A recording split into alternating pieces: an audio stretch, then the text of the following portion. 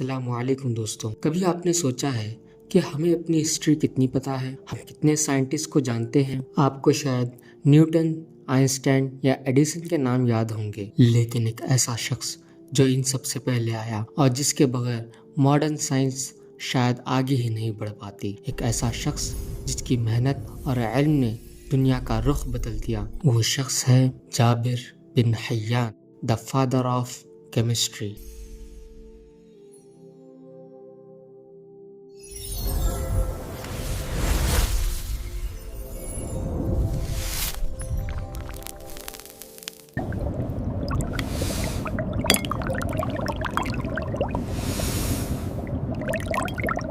Eight century کا زمانہ، جب دنیا میں علم اور سائنس کی روشنی ابھی پھیلنا شروع ہی ہوئی تھی، اس وقت ایران کے ایک چھوٹے سے شہر میں ایک غریب فیملی میں ایک بچے کی پیدائش ہوئی۔ اس کا نام تھا ابو موسیٰ جابر بن حیان۔ بچپن میں ہی ان کے والد کا انتقال ہو گیا اور ان کی پرورش ان کی ماں نے کی۔ یہ وہ دور تھا جب مسلمان پوری دنیا میں فتح حاصل کر رہے تھے، لیکن اس کے ساتھ ساتھ علم اور سائنس کے میدان میں بھی اپنی پہچان بنا رہے تھے۔ جابر بن حیان کو بچپن سے ہی علم کی طلب تھی۔ وہ کوفہ گئے، جو اس وقت علم کا سب سے بڑا مرکز بن چکا تھا۔ وہاں انہوں نے صرف دینی تعلیم ہی حاصل نہیں کی، بلکہ کیمسٹری، میڈیکل سائنس اور الکیمی میں بھی مہارت حاصل کی۔ ان کی شخصیت کا سب سے بڑا پہلو یہ تھا کہ وہ صرف کتاب علم پر یقین نہیں رکھتے، وہ ہر چیز کو ایکسپیریمنٹ سے، لاجک سے سمجھنے کی کوشش کرتے۔ دوستوں، اس وقت لوگ الکیمی کو ایک طرح کا جادو سمجھتے تھے۔ لوگ سوچتے تھے کہ اس سے وہ ساری چیزیں گولڈ میں بدل سکتے ہیں۔ جابر بن حیان بھی اسی چیز کو سمجھنے میں لگ گئے کہ کیسے ایک عام دھات کو سونے میں بدل سکتے ہیں، لیکن ان کی یہ تلاش، ان کا یہ جنون انہیں ایک ایسی منزل پہ لے گیا جہاں انہوں نے انسانیت کے لیے بے شمار تحفے دیے۔ ان کی ریسرچ اور ایکسپیریمنٹ نے کیمسٹری کو سائنس کا درجہ دیا۔ انہوں نے ہی سب سے پہلے ڈسٹلیشن کا طریقہ ایجاد کیا۔ اس طریقے سے آج ہم پرفیومز، دوائیاں اور پیٹرولیم انڈسٹری میں بہت کچھ بناتے ہیں۔ انہوں نے کرسٹلائزیشن اور ایواپوریشن جیسی ٹیکنیکس ڈسکور کی جو آج بھی کیمیکل انڈسٹری کی بنیاد ہے۔ انہوں نے سلفیورک ایسڈ، نائٹرک ایسڈ اور ہائیڈروکلورک ایسڈ جیسی چیزیں بنائی۔ کیا آپ جانتے ہیں کہ گولڈ کو میلٹ کرنے والا ایکویجیا بھی انہی کی ایجاد تھی؟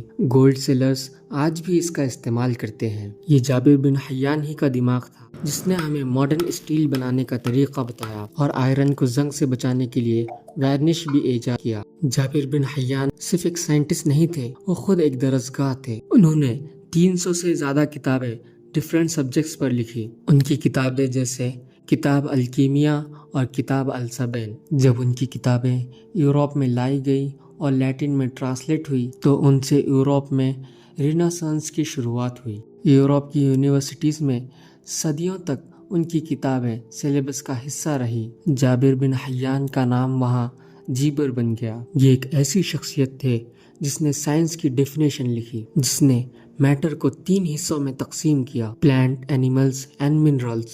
یہ وہ بنیاد تھی جس پر بعد میں نیوٹن اور ڈارون جیسے سائنٹسٹ نے اپنے ریسرچ پیپرز لکھے۔ جابر بن حیان کی زندگی ہمیں یہ سکھلاتی ہے کہ علم صرف کتابوں تک محدود نہیں ہوتا۔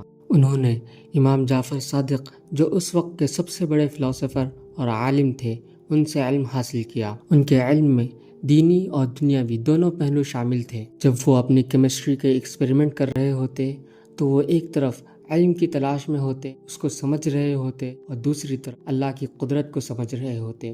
جابر بن حیان کی کہانی ہمیں یہ بتاتی ہے کہ اگر آپ میں علم کی طلب ہو، پیشن ہو اور محنت کرنے کا جذبہ ہو تو آپ دنیا کو بدل سکتے ہیں۔ وہ ایک غریب فیملی سے آئے تھے، لیکن انہوں نے اپنی کوشش سے اپنا نام ہمیشہ روشن کر لیا۔ دوستوں، میں آپ سے ایک سوال کرنا چاہتا ہوں۔ آپ کے پاس جو علم ہے، جو ڈگری ہے، جو ہنر ہے، وہ کس لیے ہے؟ ایک بہتر نوکری، ایک بڑی گاڑی یا ایک عالیشان گھر؟ کیا بس یہیں تک ہماری سوچ ہے؟ دوستوں، ہم ان لوگوں کی نسل سے ہیں جنہوں نے اندھیرے کے دور میں روشنی کے بیج بوئے تھے۔ ان کے لیے علم اپنے دماغ میں قید کرنے والا خزانہ نہیں، بلکہ پوری انسانیت کو امیر کرنے والی دولت تھی۔ یہ ان کا فرض تھا اور اب یہ ہمارا بھی فرض ہے۔ سوچ کر دیکھیے، ایک 8ویں صدی کی لیبورٹری جہاں نہ کمپیوٹرز تھے نہ ایڈوانس مشین، صرف ایک انسان کا دماغ، ایک جلتی ہوئی آگ اور ایک خواب۔ وہ خواب صرف نئے کیمیکلز بنانے کا نہیں، وہ خواب تھا انسانیت کو بدلنے کا۔ وہ شخص تھے جابر بن حیان، اور ان کا یہ پیغام